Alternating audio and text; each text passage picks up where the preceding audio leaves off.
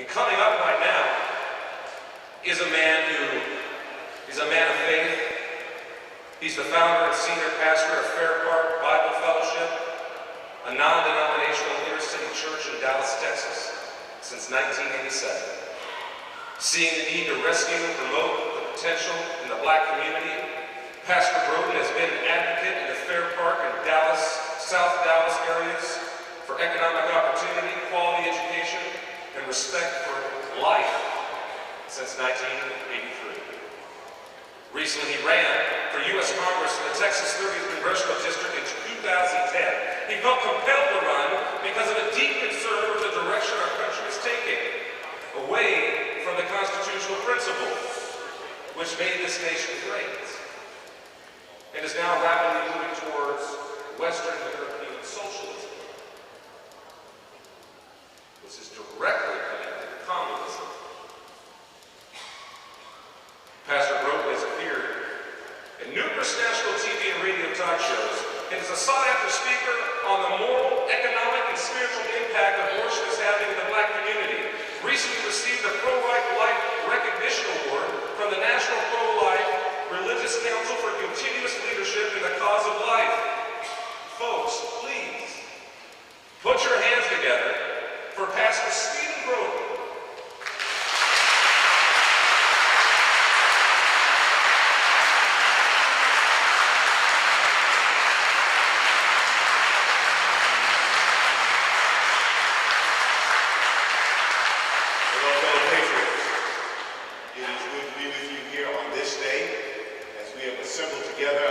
Sense of urgency. Most of us here recognize that something is afoul in our nation, and it requires of us to be engaged in a process to rescue this republic. That's what we're on today.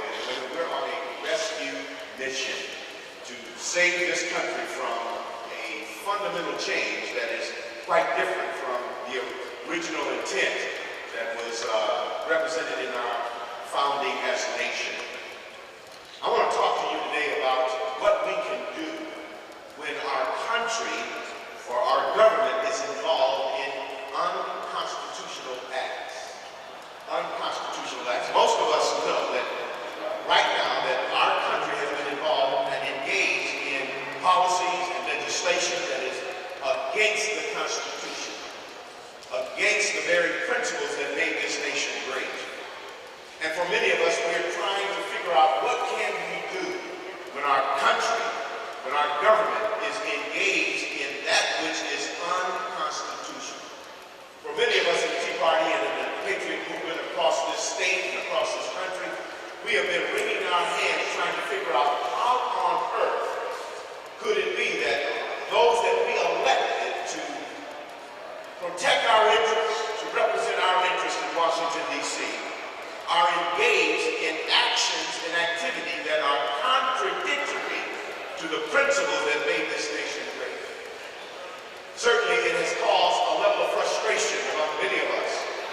I don't know about you, but when Judge Roberts made his decision to affirm HHS mandate, the Obamacare, I got off the couch and said something needs to happen here. Because what we witnessed was that Justice Roberts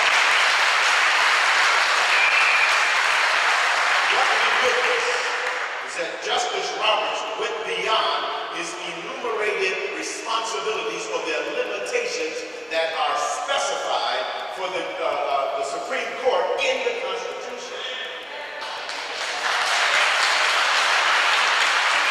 So out of a great deal of frustration, I said, well, let me see what John Boehner's going to do.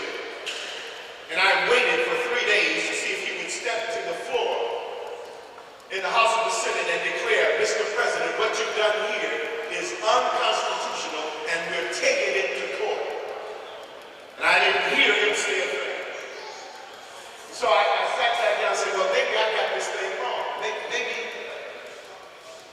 I'm depending upon my representatives to do what somebody else should be doing. So Barack Obama stood again and he made an executive order, DREAM Act, where he violated the rule of the land in 1996 when it was sign into law that every illegal immigrant must be put into the pipeline and deported from the United States.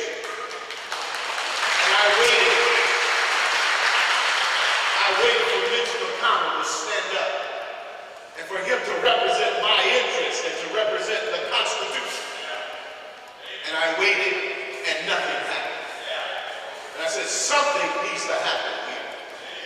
Something has gone wrong where our elected officials who are elected by we the people to represent our interests in Washington, D.C. are failing to do so, especially in light of the fact that they raised their right hand and swore to take an oath to protect our Constitution from foreign and domestic enemies.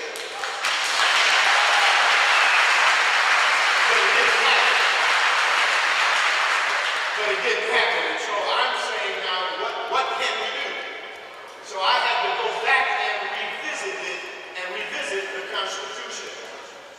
And I noticed within the First Amendment of the Constitution, the fifth platform of that amendment gives a right to us to deal with those actions and activities that are coming out of Washington, D.C. that are unconstitutional. The fifth point says, we the people have a right to peaceably assemble and to petition redress against our government. The word redress there means a remedy for a wrong or an ill that is perpetrated against we the people. And I begin to think about redress. And I look back at the 20th century to see if anyone in the 20th century petitioned our government for redress. Not one. And I look in the 21st century, where we are today, and I said, has any one of us, in the face of all of these unconstitutional acts, petitioned our government for redress? And not one of us has done so. And so it became clear to me that there is an action that we can take as we the people to make sure that we protect the Constitution from the unconstitutional acts that are taking place in all three branches of the government. All three branches.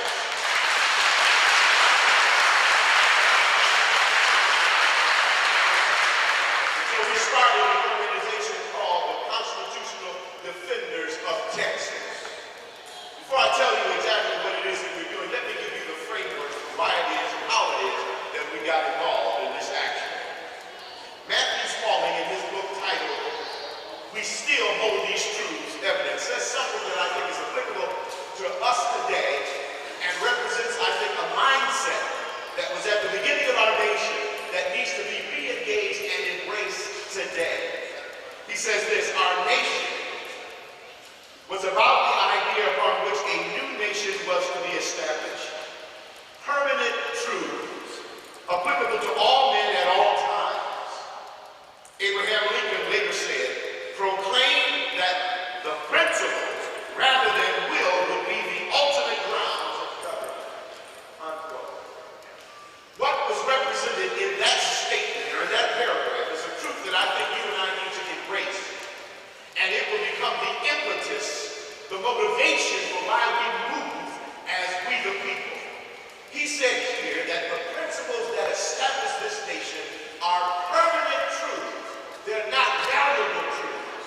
They're not truths that can be twisted and turned to shape a 21st century concept, but rather they are permanent truths that are true for every generation that is to come.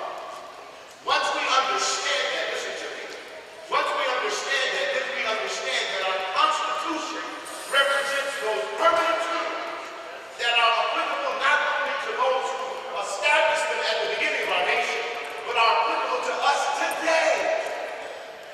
This Constitution is not a living Constitution. It is a permanent representation of permanent truths that are vital for all of us at all times.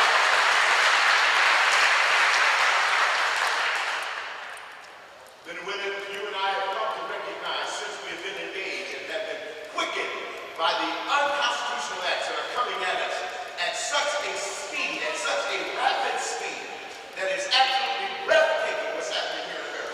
There is in deep a deliberate attempt to try to flip this nation into a socialistic paradigm. We are in the midst of a transformation, and we must stop it. The only way it's going to stop is that you and I take on our stewardship responsibility to protect these liberties that have been given to us by our God.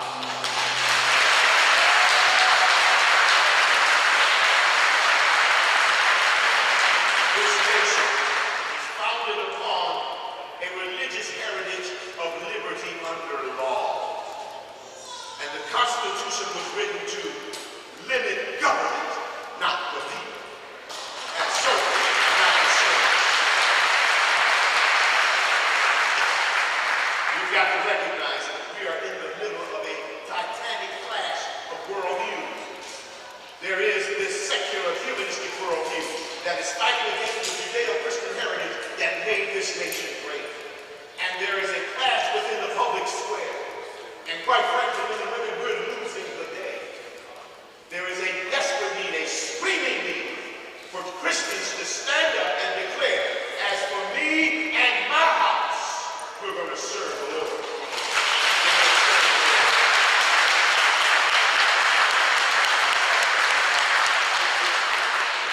Our nation is embracing what I call doctrines of demons. Doctrines of demons. Socialism, communism, Marxism, and Darwinism. All those isms are anti-God systems. And our nation is embracing those systems and declaring that they will flip this nation into a fundamental change that is against the original intent that was designed within our Constitution and in our Declaration. We must understand what it is that we're fighting. I know that there's a propensity on the part of the Tea Party and the patriot movement in America today to say, let's not deal with the social issue.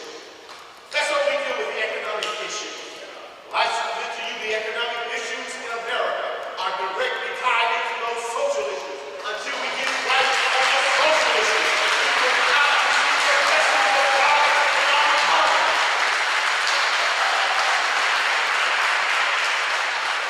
There are 5 issues that we must be aware of: abortion, euthanasia, embryonic stem cell research, human cloning, and same-sex marriage.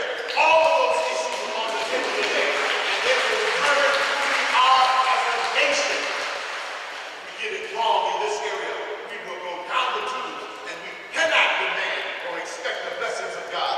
We're killing 54 million babies in this country. God will not let go.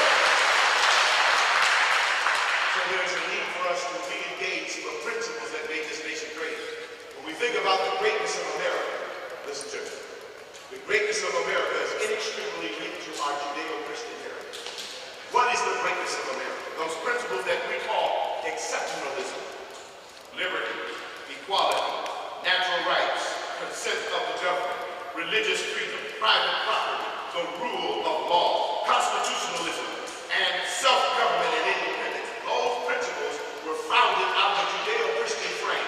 They were founded by men who believed in the God of Abraham, Isaac, and Jacob, not Muhammad, not Buddha, and not any of those other false gods.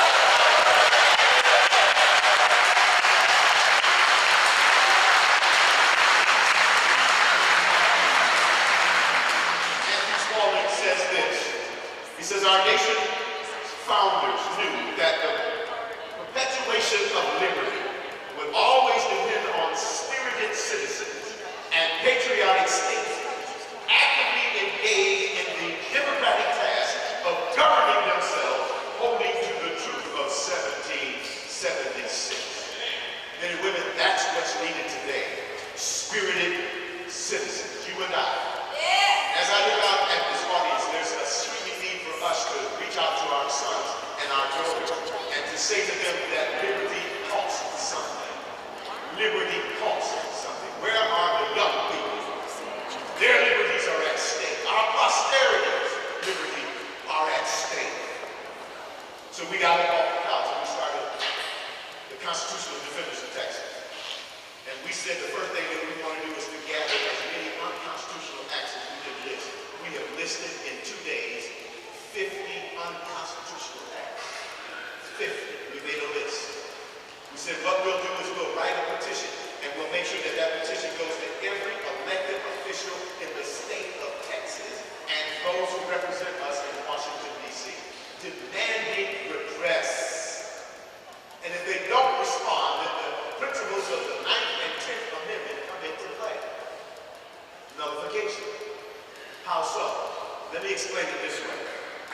There's a guy by the name of Thomas Wood who writes the book called Nullification. He says the central point of nullification is that the federal government cannot be permitted to hold a monopoly on constitutional interpretation. Here we go.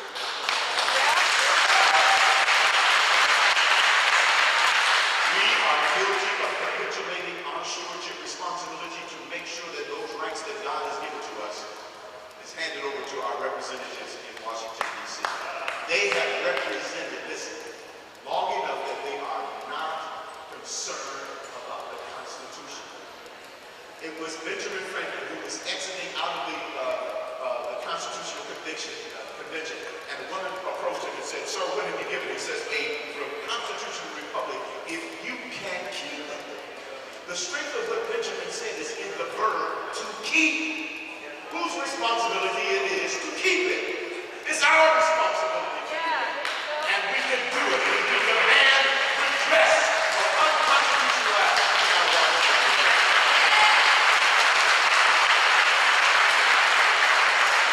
Time is short. Time is short. I'm getting signs. Let me do this.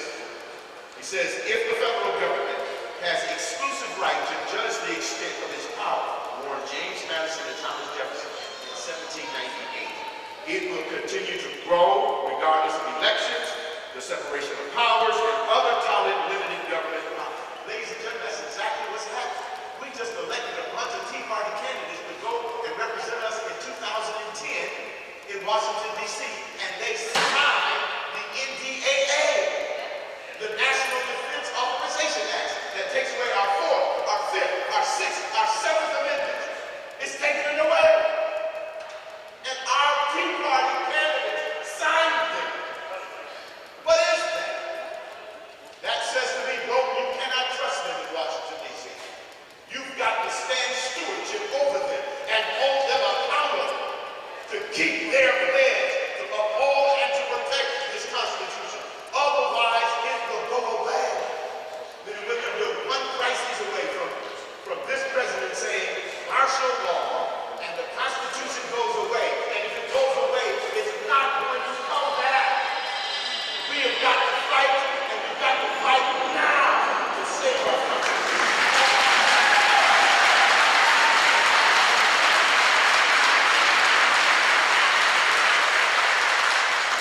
Quickly, Woods goes on to say this: a constitution, after all, is just a piece of paper.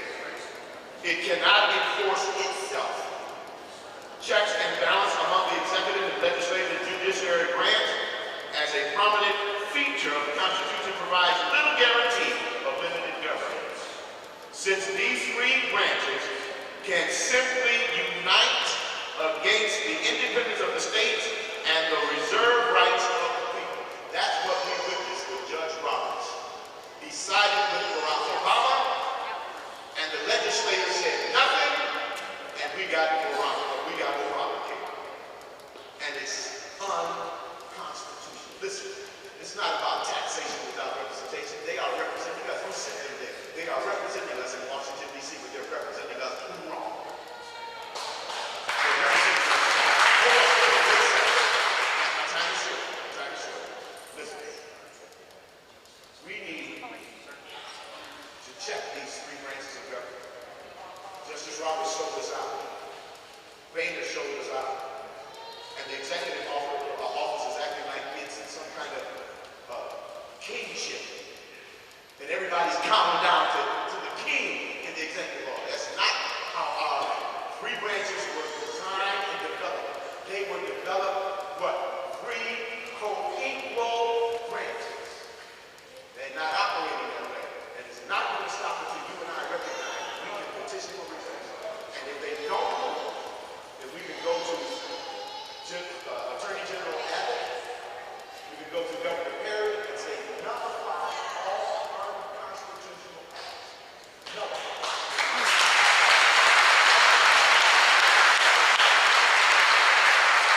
We can go all the way.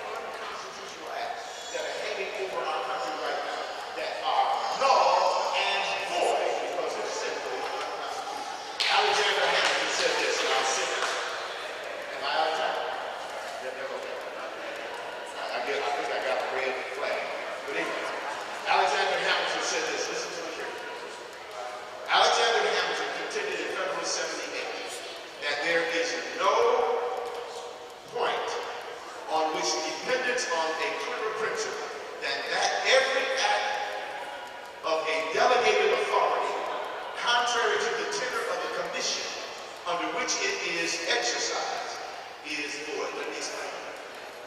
When he says there is no act that is dependent or clear, that the act that is delegated against the authority or the commission is the Constitution. He says any act that is contrary to the principles therein is unconstitutional and therefore void before it even leaves Washington, D.C. So Obamacare is unconstitutional, and our representatives should have stood in the House of Representatives and said, unconstitutional, we will challenge this in the courts. And if they would have failed in the courts, they simply go back to